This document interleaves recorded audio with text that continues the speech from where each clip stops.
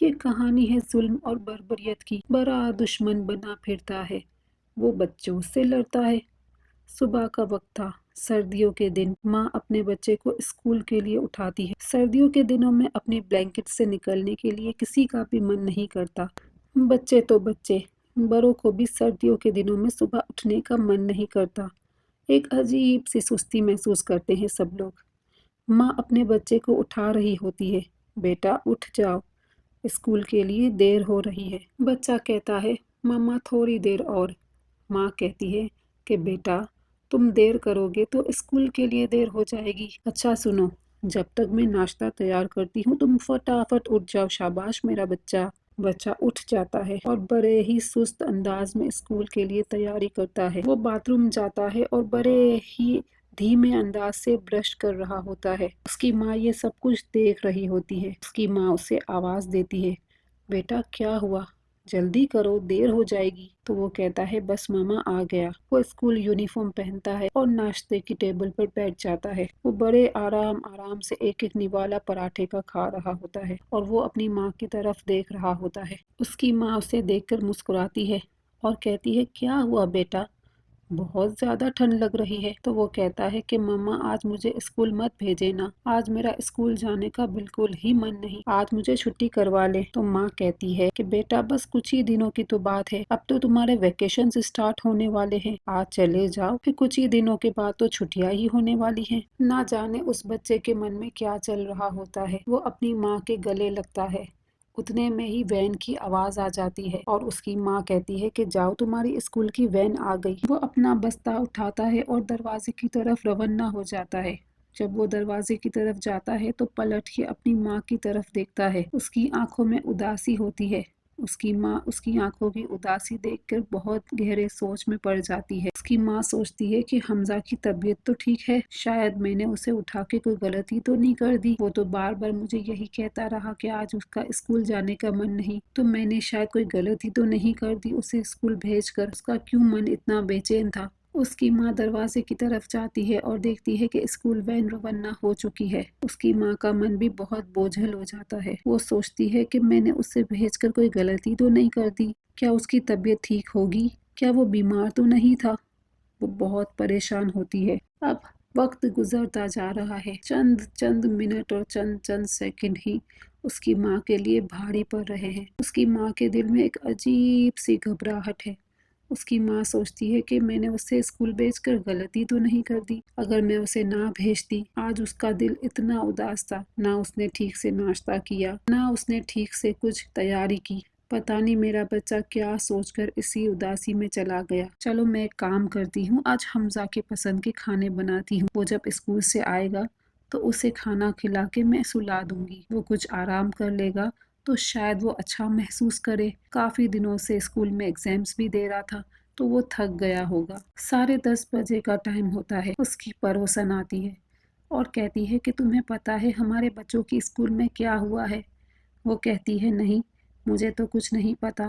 تو اس کی پڑوسن کہتی ہے کہ جاؤ جلدی ٹی وی آن کرو اور دیکھو کیا ہو رہا ہے۔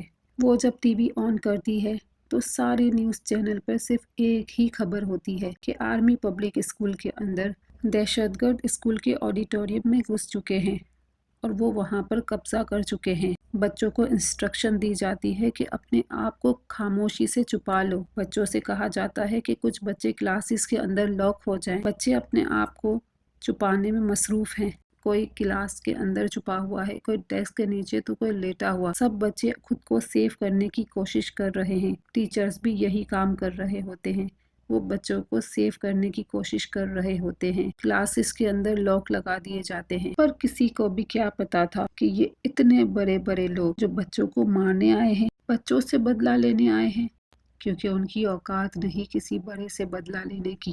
وہ دہشت گرد آڈیٹوریم سے باہر نکل کر کلاس کی طرف رخ کرتا ہے۔ دہشت گرد کلاس کے اندر گھستا ہے اور کلاس کے پہلے ہی ڈیسک کے نیچے ایک بچہ بیٹھا ہوتا ہے، حمزہ۔ حمزہ جس کی ماں یہ نیوز سن کر تڑپ رہی ہوتی ہے۔ جس کی ماں کو یہ خبر ملتی ہے تو وہ اپنے حواس کھو بیٹھتی ہے۔ وہ بے حواس اسکول کی طرف بھاگتی ہے، لیکن اسے آگے نہیں جانے دیا جاتا۔ اسے کہا جاتا ہے کہ ابھی کمانڈو آپریشن اسٹارٹ ہے، آپ اسکول کی طرف نہیں جا سکتے۔ آپ لوگ تسلی رکھیں، کچھ ہی ٹائم میں سب کچھ ٹھیک ہو جائے گا۔ اور وہ ماں اپنے بچے کا انتظار کر رہی ہے۔ وہ ایک ماں نہیں، 100 مائیں ہیں جنہوں نے اپنے بچوں کو کھو دیا۔ بچہ جو دہشت گرد کے ہاتھوں لگ گیا۔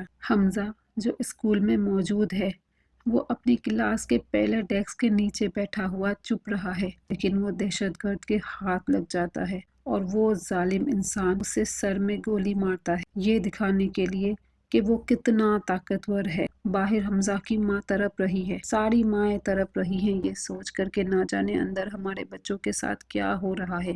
دن ڈھل رہا ہے، ماں باپ بے چین ہیں، نہ جانے ان کے بچوں کے ساتھ کیا ہو رہا ہے۔ وقت گزر رہا ہے، آہستہ آہستہ وقت گزرتا رہا اور دن ڈھل چکا تھا۔ کچھ ہی وقت میں یہ اعلان کیا جاتا ہے کہ اسکول کو فری کر لیا گیا ہے اور دہشت گرد مارے گئے ہیں۔ ماں باپ جب یہ سنتے ہیں تو وہ خوش ہوتے ہیں کہ اب وہ اپنے بچوں سے مل پائیں گے۔ حمزہ کی ماں بھی دوڑی چلی جاتی ہے، لیکن حمزہ اسے کہیں نظر نہیں آتا۔ حمزہ کی ماں کبھی اپنے بچے کو لاشوں میں ڈھونڈتی ہے تو کبھی زخمیوں میں۔ 200 لوگ زخمی اور 132 شہید۔ کبھی وہ اپنے بچے کی لاش ڈھونڈ رہی ہوتی ہے تو کبھی زخمیوں میں، لیکن اس کی ماں کو اپنا حمزہ کہیں نظر نہیں آتا۔ اور پھر اچانک اس کی نظر اپنے بچے کی لاش پر پڑتی ہے جو خون سے زخمی ہے۔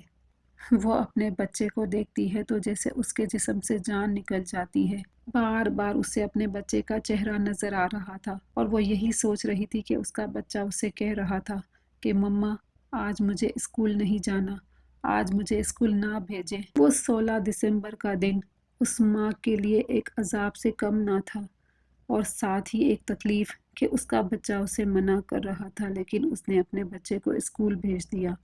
وہ ساری زندگی وہ دن نہیں بھول پائے گی کہ کاش میں نے اپنے بچے کی بات مان لی ہوتی، اسے اسکول نہ بھیجا ہوتا۔ شاید وہ بے چینی اسی لیے تھی کہ وہ مجھ سے جدا ہو رہا تھا۔ وہ واقعی تھک چکا تھا، اسی لیے تو وہ ہمیشہ ہمیشہ کے لیے سو گیا۔ اس دن ایک ماں نہیں، 100 ماؤں کے دل، ان کے لگتے جگر ان سے بچھڑ گئے۔ وہ دن تاریخ کا سب سے دردناک دن گزرا، جب چھوٹے چھوٹے بچے، جب ماؤں کے لگتے جگر ان سے جدا ہو گئے۔ اللہ ان ماؤں کو صبر عطا کرے، آمین۔